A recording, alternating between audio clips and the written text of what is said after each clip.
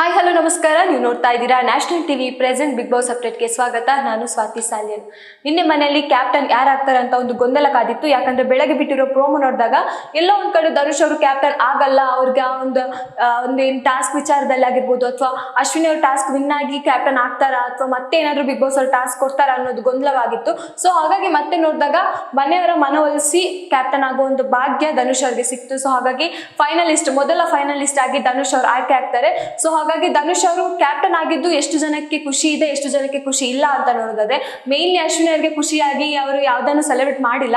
ಯಾಕಂದ್ರೆ ಅವ್ರಿಗೆ ಕ್ಯಾಪ್ಟನ್ ಆಗ್ಬೇಕು ಅಂತ ತುಂಬಾ ಆಸೆ ಇತ್ತು. ಸೊ ಹಾಗಾಗಿ ಅವ್ರು ಟಾಸ್ಕ್ ಏನೋ ಚೆನ್ನಾಗಿ ಆಟ ಆಡಿದ್ದಾರೆ. ಬಟ್ ಧನುಷ್ ಅವರು ಸ್ವಲ್ಪ ಎಳವಿದ್ದಂದ್ರೆ ಅವ್ರಿಗೂ ಗೊತ್ತಿಲ್ಲದೆ ಅದು ಬೇಕಂತ ಮಾಡಿದ ಮಿಸ್ಟೇಕ್. ಸೊ ಹಾಗಾಗಿ ಅಂದ್ರೆ ಧನುಷ್ ಅವರು ಅದನ್ನ ಗೊತ್ತಿಲ್ಲದೆ ಏನೋ ಮಾಡಿದ್ದಾರೆ. ಸೊ ಹಾಗಾಗಿ ಅಶ್ವಿನಿ ಅವರು ಅದನ್ನೇ ಹಿಡ್ಕೊಂಡು ಮನಸ್ಸಾಕ್ಷಿ ಆ ತರ ಮಾತುಗಳನ್ನ ಹೇಳ್ತಾರೆ. ಸೊ ಅಲ್ಲಿ ಅಶ್ವಿನಿ ಅವ್ರು ಎಲ್ಲೋ ಒಂದ್ ಕಡೆ ನಮ್ಗೆ ಅವರು ಚಿಕ್ಕವರಾಗಿ ಕಾಣಿಸ್ತಾರೆ. ಯಾಕಂದ್ರೆ ಅಶ್ವಿನಿ ಅವ್ರು ಏನಾದ್ರು ಸೋತಿ ಮತ್ತೆ ಅವರು ಕ್ಯಾಪ್ಟನ್ ಆಗೋ ತರ ಆಗಿದ್ರೆ ಅಲ್ಲಿ ಅವರ ಮನಸ್ಸಾಕ್ಷಿಗೆ ಅದು ಒಪ್ತಿದ್ರ, ಅದು ಕೂಡ ಕಾವ್ಯ ಅವ್ರು ಕೂಡ ಈ ಪ್ರಶ್ನೆಯನ್ನ ಮಾಡ್ತಿದ್ರು. ಯಾಕಂದ್ರೆ ಈಗ ಧನುಷ್ ಅವ್ರು ಹೇಳ್ತಾರೆ, ಅದ್ ನಿಮ್ಗೆ ಮನಸ್ಸಾಕ್ಷಿಗೆ ಒಪ್ತೀರಾ, ನೀವು ಈ ತರ ಕ್ಯಾಪ್ಟನ್ ಆದ್ರೆ ನೀವು ಈಗ ಮನೆಯವರ ಮನವೊಲಿಸಿ ಕ್ಯಾಪ್ಟನ್ ಆಗ್ತೀರಾ, ಬಟ್ ನಿಮ್ಗೆ ಅದು ಮನಸ್ಸಾಕ್ಷಿಗೆ ನೀವು ಒಪ್ಕೋತೀರಾ ಅನ್ನೋ ಮಾತನ್ನ ಹೇಳ್ತಾರೆ. ಸೊ ಅಲ್ಲಿ ಅಶ್ವಿನಿ ಅವ್ರು ಏನಾದ್ರು ಸೋತಿ ಮತ್ತೆ ಅವರು ಈ ಕ್ಯಾಪ್ಟನ್ ಆದ್ರೆ ಅವರ ಮನಸ್ಸಾಕ್ಷಿ ಇದನ್ನು ಒಪ್ಪುತ್ತಾ, ನಾನು ಕ್ಯಾಪ್ಟನ್ ಸೋತಿ ಮತ್ತೆ ಕ್ಯಾಪ್ಟನ್ ಆಗಿರೋದು ಆ ಒಂದು ಮನಸ್ಥಿತಿ ಅವ್ರಿಗೆ ಒಪ್ಪುತ್ತಾ ಅನ್ನೋದು ನಮ್ಗೆ ಪ್ರಶ್ನೆ ಆಗುತ್ತೆ.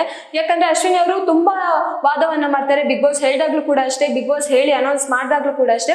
ಅಂದ್ರೆ ಅವ್ರಿಗೆ ಆಲ್ರೆಡಿ ಗೊತ್ತಿತ್ತು ಮನೆಯವರೆಲ್ಲರೂ ಧನುಷನ್ನ ಚೂಸ್ ಮಾಡ್ತಾರೆ ಆ ತರ ಒಂದು ಅವ್ರಿಗೊಂದು ಫೀಲ್ ಇತ್ತು. ಬಟ್ ಅಲ್ಲಿ ಅವರು ಬಿಗ್ ಬಾಸ್ ಮುಂದೆ ಹೇಳ್ತಾರೆ, ನಾನು ಇಲ್ಲಿ ತನಕ ಬರೋಕೆ ತುಂಬಾ ಕಷ್ಟಪಟ್ಟಿದ್ದೀನಿ, ನನಗೆ ಕೆಪಾಸಿಟಿ ಇದೆ, ನಾನು ಧನುಷ್ ಅವರ ವಿರುದ್ಧ ಹೋರಾಡಿದ್ದೀನಿ. ಮೊನ್ನೆ ಅದಂತ ಟಾಸ್ಕ್ ಅಲ್ಲಿ ನಾನು ಮತ್ತೆ ಧನುಷ್ ಪಾರ್ಟ್ನರ್ ಆಗಿದ್ದಾಗ ನನಗೆ ಧನುಷ್ ಅವ್ರನ್ನ ಎಷ್ಟು ಎಫರ್ಟ್ ಕೊಟ್ಟಿದ್ದಾರೆ ನಾನು ಅಷ್ಟೇ ಕೊಟ್ಟಿದ್ದೀನಿ, ಅಲ್ಲಿ ಇಬ್ರು ಎಫರ್ಟ್ಸ್ ಸರಿಸಮವಾಗಿತ್ತು. ಸೊ ಹಾಗಾಗಿ ನನಗೆ ತುಂಬಾ ಈ ಒಂದು ಏನು ಕ್ಯಾಪ್ಟನ್ ಟಾಸ್ಕ್ಗೆ ಹೋಗೋಕ್ಕೆ ತುಂಬಾ ಯೋಗ್ಯತೆ ಇದೆ, ಅಂದ್ರೆ ನಾನು ತುಂಬಾ ಕ್ಯಾಪಬಲ್ ಇದ್ದೀನಿ ಈ ಒಂದು ಹೋಗೋಕ್ಕೆ ಅಂತ ಮಾತನ್ನ ಬಿಗ್ ಬಾಸ್ ಮುಂದೆ ಹೇಳ್ತಾರೆ. ಸೊ ಆಗ ಬಿಗ್ ಬಾಸ್ ಹೇಳ್ತಾರೆ, ನಾನು ಬಿಟ್ಟಿರೋ ಡಿಸಿಷನ್ ಮನೆ ಮಂದಿಗೆಲ್ಲ, ಸೊ ಅವರ ಮನವೊಲಿಸಿ ನೀವು ಮಾತಾಡಬೇಕು, ಸೊ ಅವರ ಡಿಸಿಷನ್ ಏನಿರುತ್ತೆ ನೆಕ್ಸ್ಟ್ ಅದಕ್ಕೆ ಮೂವ್ ಆನ್ ಆಗಬೇಕು ಅಂತ ಹೇಳ್ತಾರೆ. ಸೊ ಹಾಗಾಗಿ ಅಶ್ವಿನಿ ಅವರಿಗೆ ಆಲ್ರೆಡಿ ಗೊತ್ತಿರುತ್ತೆ ಈಗ ಧನುಷ್ ಅವ್ರಿಗೆ ಕ್ಯಾಪ್ಟನ್ ಆಗ್ಬಹುದು ಅಂದ್ರೆ ಮನೆಯವರೆಲ್ಲರೂ ಈಗ ಕಾವ್ಯ ಆಗಿರ್ಬೋದು, ಸ್ಪಂದನ ಆಗಿರ್ಬೋದು ಎಲ್ಲ ಧನುಷ್ ಅವ್ರಿಗೆ ಔಟ್ ಆಗ್ತಾರೆ ಅಂತ ಅನ್ಕೊಂಡಿದ್ರು. ಬಟ್ ಅವ್ರು ಮನವೊಲಿಸೋಕೆ ಪ್ರಯತ್ನ ಪಟ್ಟಿದ ರೀತಿ ಸ್ವಲ್ಪ ಇಷ್ಟ ಆಗಿಲ್ಲ. ಯಾಕಂದ್ರೆ ಧನುಷ್ ಅವರು ಬೇಕಂತ ಮಾಡಿದ ತಪ್ಪಲ್ಲ, ಅವರು ಗೊತ್ತಿಲ್ಲದೆ ಆಗಿರೋ ತಪ್ಪದು. ಸೊ ಹಾಗಾಗಿ ಧನುಷ್ ಅವ್ರು ಮೊದಲೇ ಹೋಗಿ ಎಲ್ಲರ ಹತ್ರ ಸಾರಿ ಕೇಳ್ತಾರೆ. ಸೊ ಆ ಒಂದು ಮನಸ್ಥಿತಿಗೆ ಅಂದ್ರೆ ಅವ್ರು ಹೋಗಿ ಸಾರಿ ಕೇಳಿರೋ ರೀತಿ ಅಥವಾ ಅವರ ಮನವೊಲಿಸಿರೋ ರೀತಿ ಯಾಕೋ ಮನೆಯವ್ರಿಗೆ ಇಷ್ಟ ಆಗಿ 4 ಜನ ಅವ್ರಿಗೆ ಔಟ್ ಆಗ್ತಾರೆ. ಯಾರೆಲ್ಲ ಅಂದ್ರೆ ಗಿಲ್ಲಿ, ಕಾವ್ಯ, ಸ್ಪಂದನ ಮತ್ತೆ ಉಳ್ದದ್ದು ಬೇರೆ ಅವರು ಹಾಕ್ತಾರೆ. ಸೊ ಹಾಗಾಗಿ ಅಲ್ಲಿ ಧನುಷ್ ಮತ್ತೆ ಅಶ್ವಿನ್ ನಡು ಏನ್ ಸ್ಪರ್ಧೆ ಆಗಿತ್ತು, ಸೊ ಆ ಸ್ಪರ್ಧೆಯಲ್ಲಿ ಧನುಷ್ ಅವರು ಬೇಕಂತ ಮಾಡಿದ್ದಲ್ಲ, ಬಟ್ ಅಲ್ಲಿ ಒಂದು ಮಿಸ್ಟೇಕ್ ಆಯ್ತು, ಅದನ್ನ ತಿದ್ಕೊಳ್ಳೋಕಂತ ಪ್ರಯತ್ನ ಪಡ್ತಾರೆ. ಅಲ್ಲಿ ರಾಶಿಕ್ ಅವರು ಕೂಡ ಧನುಷ್ ಅವ್ರಿಗೆ ಔಟ್ ಆಗ್ತಾರೆ. ಸೊ 4 ಜನ ಅಲ್ಲಿ ಧನುಷ್ ಅವ್ರಿಗೆ ಔಟ್ ಹಾಕಿದ್ರೆ 3 ಜನ ಧ್ರುವಂತ್ ರಘು ಮತ್ತೆ ರಕ್ಷಿತ್ ಅವರು ಅಶ್ವಿನಿ ಅವ್ರಿಗೆ ಔಟ್ ಹಾಕ್ತಾರೆ. ಸೊ ಹಾಗಾಗಿ ಅಲ್ಲಿ ಮೇನ್ಲಿ ಈಗ ಕಾಣಿದ್ದು ಓಟ್ ಜಾಸ್ತಿ ಇರೋದು ಧನುಷ್ ಅವ್ರಿಗೆ. ಸೊ ಆ ಪ್ರಕಾರ ನೋಡಿದಾಗ ಧನುಷ್ ಅವರು ಕ್ಯಾಪ್ಟನ್ ಆಗ್ತಾರೆ, ಫೈನಲಿಸ್ಟ್ ಆಗ್ತಾರೆ. ಇದೆಲ್ಲ ಒಂದ್ ಕಡೆ ಅಶ್ವಿನಿ ಅವ್ರಿಗೆ ಇಷ್ಟ ಆಗಲ್ಲ. ಅಂದ್ರೆ ನಾನು ತುಂಬಾ ಕೆಪಬಲ್ ಇದ್ದೀನಿ, ನಂಗೆ ಆಡಕ್ಕೆ ಈ ಒಂದು ಅವಕಾಶ ಸಿಕ್ಕಿದೆ ಹೆಚ್ಚು, ನಾನು ಇಷ್ಟು ತನಕ ಬಂದಿದ್ದೆ ಹೆಚ್ಚು, ಆ ತರ ಮಾತುಗಳನ್ನು ಹೇಳ್ತಾರೆ. ಸೊ ಹಾಗಾಗಿ ಅಶ್ವಿನಿ ಅವರ ಈ ಮಾತು ಎಷ್ಟು ಸರಿ ಎಷ್ಟು ತಪ್ಪು ಅಂತ ನೋಡೋದಾದ್ರೆ, ಅವರು ಆಟ ಆಡ್ಕೊಂಡು ಬಂದರೆ ಸರಿ, ಅವರು ಆಟವನ್ನ ಚೆನ್ನಾಗಿ ಆಟ ಆಡಿದೆ, ಬಟ್ ರೂಲ್ಸ್ ಬೇಕು ಅಥವಾ ಬೇರೆ ಇದನ್ನ ಡಿಸ್ಕಸ್ ಮಾಡಿದಾಗ ಬೇರೆ ಒಂದು ಚಟುವಟಿಕೆಗಳನ್ನ ನೋಡಿದಾಗ ಧನುಷ್ ಅವ್ರು ಎಷ್ಟೋ ಬೆಟರ್ ಅಂತ ಅನ್ಸುತ್ತೆ. ಅಶ್ವಿನಿ ಮತ್ತೆ ಧನುಷ್ ಅವ್ರನ್ನ ಕಂಪೇರ್ ಮಾಡಿದ್ರೆ ಧನುಷ್ ಅವ್ರು ತುಂಬಾನೇ ಬೆಟರ್ ಅಂತ ಅನ್ಸುತ್ತೆ. ಈಗ ಬೇಕಂತ ಜಗಳ ತೆಗೆಯೋದಾಗಿರ್ಬೋದು ಅಥವಾ ಧನುಷ್ ಅವರೇ ಆಗ್ಲಿ ಯಾವ ವಿಷಯವಾದ್ರೂ ಅವರು ಜಗಳಕ್ಕೆ ಹೋಗಲ್ಲ ಅಥವಾ ಸಮಾಧಾನದಲ್ಲೇ ಮಾತಾಡ್ತಾರೆ. ಅಥವಾ ತನಗೆ ಬಂದಿರೋ ಏನೋ ಒಂದು ಆಪರ್ಚುನಿಟಿಯನ್ನ ಬೇರೆಯವ್ರಿಗೆ ಅದು ಯೂಸ್ ಆಗುತ್ತಾ ಅಥವಾ ನನಗೆ ಯೂಸ್ ಆದ್ರೆ ಅದು ಹೇಗಿರ್ಬೋದು ಅನ್ನೋದು ಯೋಚನೆ ಮಾಡಿ ಮತ್ತೆ ಡಿಸಿಷನ್ ತಗೊಳ್ಳುವಂತ ಧನುಷ್ ಅವರ ಬಿಹೇವಿಯರ್ ಎಲ್ರಿಗೂ ಇಷ್ಟ ಆಗಿದೆ. ಯಾಕಂದ್ರೆ ಲಾಸ್ಟ್ ಟೈಮ್ ಅಭಿಷೇಕ್ಗೆ ಬಂದಿರುವ ಲೆಟರ್ ಅನ್ನ ಅವರು ಬಿಟ್ಕೊಡ್ತಾರೆ. ಅಂದ್ರೆ ಅವ್ರಿಗೆ ಬಂದಿರೋ ಲೆಟರ್ ಅಥವಾ ಅಭಿಷೇಕ್ಗೆ ಬಂದಿರೋ ಲೆಟರ್ ಅಂತ ಹೇಳಿದಾಗ ಅಭಿಷೇಕ್ ಅವ್ರಿಗೆ ಬಂದಿರೋ ಲೆಟರ್ ಅನ್ನ ಅವರು ಅಭಿಷೇಕ್ಗೆ ಬಿಟ್ಕೊಡ್ತಾರೆ. ಸೊ ಹಾಗಾಗಿ ಅವಾಗ ಕಿಚನ್ ಸಪ್ಪಾಳೆ ಸಿಕ್ಕಿದಾಗಿರೋದು, ಈಗ 3ನೇ ಸತಿ ಕ್ಯಾಪ್ಟನ್ ಆಗಿದ್ದಾರೆ.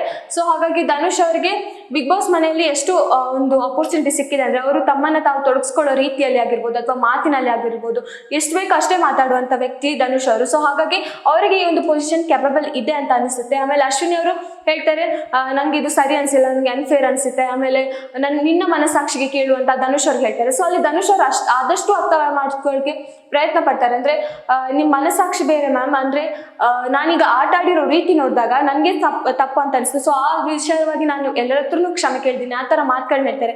ಆದ್ರೆ ಅಶ್ವಿನಿ ಅವ್ರು ಏನ್ ಹೇಳ್ತಾರೆ, ಮನೆಯವರೆಲ್ಲರೂ ಅವ್ರಿಗೆ ಕ್ಯಾಪ್ಟನ್ ಆಗ್ಬೇಕು ಅಂತ ಒಂದು ಆಯ್ಕೆ ಮಾಡ್ಬೇಕಿತ್ತು, ಆ ತರ ಮಾತನ್ನ ಹೇಳ್ತಾರೆ. ಸೊ ಅಲ್ಲಿ ಅಶ್ವಿನಿ ಅವ್ರು ಮಾತಾಡಿದ ರೀತಿ ಆಗಿರ್ಬೋದು ಅಥವಾ ಅಲ್ಲಿ ಕುತ್ಕೊಂಡು ಕುತ್ಕೊಂಡು ಬೇರೆಯವ್ರು ಡಿಸ್ಕಸ್ ಮಾಡ್ತಿರ್ಬೇಕಾದ್ರೆ ಇವ್ರು ಹೇಳಿರೋ ಮಾತುಗಳಾಗಿರ್ಬೋದು, ಅಂದ್ರೆ ಕಾವ್ಯ ಮತ್ತೆ ಗಿಲ್ಲಿ ಅವ್ರು ಏನೋ ಮಾತಾಡ್ತಿರ್ತಾರೆ, ಸೊ ಇಲ್ಲೇನು ಸಿನಿಮಾ ನಡೀತಿದೆ, ನಾವು ಹೊರಗೋಗಿ ಡಿಸ್ಕಸ್ ಮಾಡು ಆ ಥರ ಮಾತುಗಳಾಗಿರ್ಬೋದು. ಇಲ್ಲೆಲ್ಲೋ ಒಂದ್ ಕಡೆ ಅವ್ರಿಗೆ ಈಗೋ ಹರ್ಟ್ ಆಗಿ ಎಲ್ಲರ ಮೇಲೆ ರೇಗಾಡೋಕ್ಕೆ ಪ್ರಯತ್ನ ಪಡ್ತಿದ್ರು. ಅಂದ್ರೆ ಎಲ್ಲರನ್ನ ಏನೋ ಒಂಥರ ಕೆಳಗಿಟ್ಟು ನೋಡೋ ತರ ಮಾತಾಡೋದಾಗಿರ್ಬೋದು, ಅಥವಾ ಯಾರು ನಂಗೆ ಈ ಕ್ಯಾಪ್ಟನ್ ಆಗಕ್ಕೆ ಅವಕಾಶ ಕೊಟ್ಟಿಲ್ಲ ಅನ್ನೋ ರೀತಿ ಆಗಿರ್ಬೋದು, ಆ ತರ ಮಾತಾಡ್ತಾರೆ.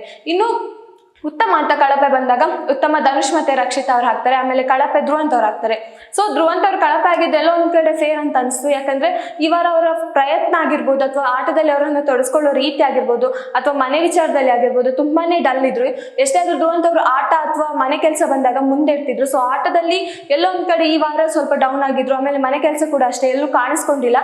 ಈಗ ಎಲ್ಲಾದ್ರೂ ಬೇರೆಯವ್ರು ಮಾಡೋದನ್ನ ಇವ್ರು ಮಾಡ್ತಾರೆ. ಸೊ ಮೊನ್ನೊಂದಿದ್ರಲ್ಲಿ ಅಶ್ವಿನಿ ಅವ್ರಿಗೆ ಕೊಟ್ಟಿರುವಂತ ಮನೆ ಕೆಲಸ, ಅಂದ್ರೆ ಅಶ್ವಿನಿ ಮತ್ತೆ ರಾಶಿಕೆ ಮಾಡ್ಬೇಕಿತ್ತು, ಆಗ ಗಿಲ್ಲಿ ಅವ್ರಿಗೆ ಜಗಳ ಆಗುತ್ತಲ್ಲ, ಆ ಒಂದಿದ್ರಲ್ಲಿ ಅವರು ರಾತ್ರಿ ಹೊತ್ತು ಪಾತ್ರೆಯನ್ನು ತೊಳೆಯೋದು, ಅದು ಅಶ್ವಿನಿ ಅವರೇ ಆಗಿದ್ದಾಗ ಮಾತ್ರ ಅವರು ಪಾತ್ರೆಯನ್ನು ತೊಳಿತಾರೆ. ಬೇರೆಯವರಾಗಿದ್ರಲ್ಲಿ ಪಾತ್ರೆಯನ್ನು ಮುಟ್ಟಕ್ಕೆ ಹೋಗ್ತಿರ್ಲಿಲ್ಲ ಅನ್ಸುತ್ತೆ ಧ್ರುವಂತ್ ಅವರು. ಸೊ ಹಾಗಾಗಿ ಧ್ರುವಂತ್ ಅವರು ಈಗ ಮನೆ ಕೆಲಸದಲ್ಲಿ ಆಗಿರ್ಬೋದು, ಅಥವಾ ಮನೆಯವ್ರ ಜೊತೆ ಮಿಂಗಲ್ ಆಗೋ ರೀತಿಯಲ್ಲಿ ಇರ್ಬೋದು, ಅಶ್ವಿನಿ ಅವ್ರ ಜೊತೆ ಮಾತ್ರ ಕೂತ್ಕೊಂಡು ಮಾತಾಡ್ತಿರ್ತಾರೆ. ಆಮೇಲೆ ಮನೆಯವ್ರು ಕೂತ್ಕೊಂಡು ಹೊರಗಿನವ್ರಿಗೆ, ಅಂದ್ರೆ ಒಳಗಿರೋರ್ಗೆ ಗೊತ್ತಾಗಲ್ಲ, ನಮ್ಗೆ ಹೊರಗಿರೋರ್ಗೆ ನಾವು ನೋಡಿದಾಗ ಬೇರೆ ವಿಷಯವನ್ನ ತಂದಿಲ್ಲಿ ಹಾಕೋದಾಗಿರ್ಬೋದು, ಅಶ್ವಿನಿ ಅವ್ರ ಜೊತೆ ಡಿಸ್ಕಸ್ ಮಾಡೋದಾಗಿರ್ಬೋದು, ಈ ತರ ಸಾಕಷ್ಟು ಮಾಡ್ತಾ ಇರ್ತಾರೆ. ಸೊ ಹಾಗಾಗಿ ಧನುಷ್ ಅವರ ಒಂದು ಧ್ರುವಂತ್ ಅವರ ಈ ಒಂದು ನಡವಳಿಕೆ ಯಾಕೋ ಸ್ವಲ್ಪ ಅವರ ಗ್ರಾಫ್ ಅನ್ನ ಕೆಳಗಿಳಿಸ್ತಾ ಇದೆ ಅಂತ ಹೇಳ್ಬೋದು. ಇನ್ನು ಧ್ರುವಂತ್ ಅವರಿಗೆ ಸಿಕ್ಕಿರೋದು ಈ ಒಂದು ಕಳಪೆ ತುಂಬಾ ಫೇರ್ ಇದೆ ಅಂತಾನೆ ಅನಿಸುತ್ತೆ. ಆಮೇಲೆ ಧನುಷ್ ಅವರಿಗೆ ಮತ್ತೆ ರಕ್ಷಿತಾ ಅವರಿಗೆ ಉತ್ತಮ ಸಿಗುತ್ತೆ, ಸೊ ಅದು ಕೂಡ ಫೇರ್ ಅಂತಾನೆ ಹೇಳ್ಬೋದು. ಯಾಕಂದ್ರೆ ಧನುಷ್ ಅವರು ತುಂಬಾ ಚೆನ್ನಾಗಿ ಆಟ ಆಡಿದ್ದಾರೆ, ರಕ್ಷಿತಾ ಅವರು ಕೂಡ ಅಷ್ಟೇ ಅವರ ಎಫರ್ಟ್ ಮೀರಿ ತುಂಬಾ ಚೆನ್ನಾಗಿ ಆಟ ಆಡಿದ್ದಾರೆ. ಇನ್ನು ಗಿಲ್ಲಿ ಮತ್ತೆ ಅಶ್ವಿನಿ ನಡುವೆ ಆದಂತಹ ಜಗಳವನ್ನ ನೋಡಿದಾಗ ನಮ್ಗೆ ಅನ್ಸುತ್ತು ಯಾರೋ ಗಿಲ್ಲಿನೇ ಟ್ರಿಗರ್ ಮಾಡಿರ್ಬೋದು ಅಂತ. ಬಟ್ ಇಲ್ಲ, ಗಿಲ್ಲಿ ಮಾತಾಡ್ಬೇಕಾದ್ರೆ ಅಶ್ವಿನಿ ಅವರು ಮಾತಾಡ್ತಾರೆ. ಸೊ ಅದು ಅಶ್ವಿನಿ ಅವ್ರದ್ದು ತಪ್ಪಾಗುತ್ತೆ. ಯಾಕಂದ್ರೆ ನಡುವಲ್ಲಿ ಹೋಗಿ ಮಾತಾಡೋದು, ಅಥವಾ ಗಿಲ್ಲಿ ಏನೋ ಹೇಳ್ದಕ್ಕೆ ಅದನ್ನ ಸರಿಯಲ್ಲ ತಪ್ಪು ಅಂತ ಮಾತಾಡೋದಾಗಿರ್ಬೋದು. ನಿನ್ನೆ ಉತ್ತಮವಾದ ಕಳಪೆಗೆ ವಾದ ಮಾಡೋಕೆ ಅವಕಾಶ ಸಿಕ್ಕಿತ್ತು ಅನ್ಸುತ್ತೆ. ಸೊ ಹಾಗಾಗಿ ಎಲ್ಲರೂ ಯಾರಿಗೆಲ್ಲ ಕಳಪೆ ಕೊಟ್ಟರು ಅವರು ವಾದವನ್ನ ಮಾಡ್ಕೊಂಡು ನಾನು ಸರಿ ಅಂತ ಪ್ರೂವ್ ಮಾಡ್ಕೊಳ್ತಿದ್ರು. ಸೊ ಹಾಗಾಗಿ ಫಸ್ಟ್ ಅಶ್ವಿನಿ ಅವ್ರು ಕೊಡ್ತಾರೆ ಗಿಲ್ಲಿ ಅವ್ರಿಗೆ, ಆಮೇಲೆ ಗಿಲ್ಲಿ ಅವ್ರು ಹೇಳ್ತಾರೆ ನಂಗೆ ಈಗ ಚಾನ್ಸ್ ಬಂತು ನಾನು ಕೊಡ್ತೀನಿ ಅಂತ. ಸೊ ಹಾಗಾಗಿ ಗಿಲ್ಲಿ ಅವರು ಅಶ್ವಿನಿ ಅವ್ರಿಗೆ ಈ ಒಂದು ಏನ್ ಹೇಳ್ತಾರೆ, ಆ ಒಂದು ಡಿಸಿಷನ್ ತಗೊಳ್ಳೋದು ವಿಷಯದಲ್ಲಿ ಆಗಿರ್ಬೋದು, ಅಥವಾ ಬೇರೆ ಯಾವುದೇ ಆಟದಲ್ಲಿ ಆಗಿರ್ಬೋದು ಅದನ್ನ ಮಾತಾಡ್ತಾರೆ. ಅಥವಾ ಮೊನ್ನೆ ನಡೆದಂತ ಇನ್ಸಿಡೆಂಟ್ ಆಗಿರ್ಬೋದು, ಆ ಒಂದು ನಾನು ಏನೋ ಕೆಲಸ ಹೇಳಿದ್ದೀನಿ ಅದನ್ನ ಮಾಡಿಲ್ಲ, ಆಮೇಲೆ ಅವರು ಹೇಳಿರೋ ರೀತಿ ಅಥವಾ ಅವ್ರು ಹೇಳಿರೋ ಮಾತುಗಳು ನಂಗೆ ಇಷ್ಟ ಆಗಿಲ್ಲ, ಅಥವಾ ಏರ್ ಧ್ವನಿಯಲ್ಲಿ ಮಾತಾಡಿದ ಅವರೇ ಅನ್ನೋ ಮಾತುಗಳನ್ನ ಗಿಲ್ಲಿ ಅವರಲ್ಲಿ ಹೇಳ್ತಾರೆ. ಸೊ ಹಾಗಾಗಿ ಅವತ್ತು ನಡೆದಂತ ವಿಟಿಯನ್ನು ಸುದೀಪ್ ಅವ್ರು ಏನಾದ್ರು ಇವತ್ತು ತೋರಿಸಿದ್ರೆ ಅಶ್ವಿನಿ ಅವ್ರದ್ದೇ ತಪ್ಪಂತ ಅಲ್ಲಿ ಪ್ರೂವ್ ಆಗುತ್ತೆ.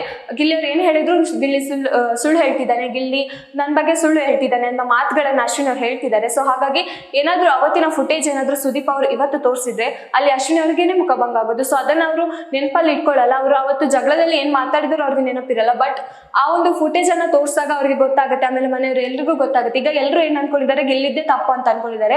ಯಾಕಂದ್ರೆ ಗಿಲ್ಲಿ ಎಲ್ಲರೂ ಜೊತೆ ರೇಗಾಡೋದು ಆ ತರ ಮಾತಾಡ್ತಾನೆ, ಒಬ್ಬರನ್ನ ಕೆಡಕೋ ವಿಷಯದಲ್ಲಿ ಗಿಲ್ಲಿನೇ ಫಸ್ಟ್ ಅಂತ ಎಲ್ಲರೂ ಮೊದ್ಲಿನ ಅನ್ಕೊಂಡ್ ಬಂದಿದ್ದಾರೆ. ಸೊ ಹಾಗಾಗಿ ಎಲ್ಲರೂ ಅನ್ಕೊಂಡಿದ್ದೆ, ರಘು ಅವರು ಕೂಡ ಅಷ್ಟೇ ಅಶ್ವಿನಿ ಅವ್ರನ್ನ ಕೆಡಕಿದ್ದು ಗಿಲ್ಲಿನೇ ಅಂತ ಅನ್ಕೊಂಡಿದ್ದಾರೆ. ಸೊ ಹಾಗಾಗಿ ಆ ಒಂದು ಅವತ್ತಿನ ಫುಟೇಜ್ ಅನ್ನ ಸುದೀಪ್ ಅವ್ರು ತೋರಿಸ್ಬೇಕು, ಅವತ್ತು ಗೊತ್ತಾಗುತ್ತೆ ಯಾರ್ದು ತಪ್ಪು ಯಾರ್ದು ಸರಿ ಅಂತ.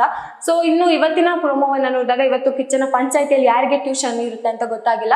ಬಟ್ ಆ ಒಂದು ಪ್ರೋಮೋವನ್ನ ನೋಡಿದಾಗ ಮೇನ್ಲಿ ಗಿಲ್ಲಿ ಅವ್ರನ್ನ ಹೈಲೈಟ್ ಮಾಡಿದ್ದಾರೆ.